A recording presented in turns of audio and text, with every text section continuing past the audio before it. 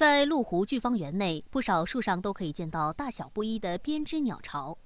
目前，巨芳园内已经安置了约50个人工鸟巢，通过不断提升景區生態環境，吸引更多野生動物來這裡安家落戶。唔想走啦，入咗嚟，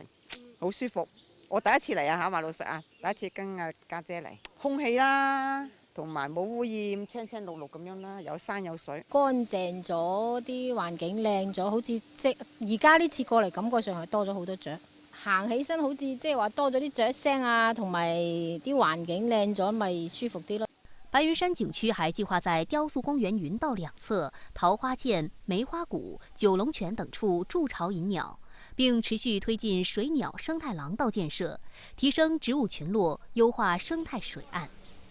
近年來，廣州市進一步實施野生動物進城工程、白雲山環綠漁民、環景漁民工程等，吸引了多種小動物安家落戶。觀察到的鳥類有105種，昆蟲185種，兩棲類動物43種，獸類16種，其中國家級及省級重點保護野生動物16種。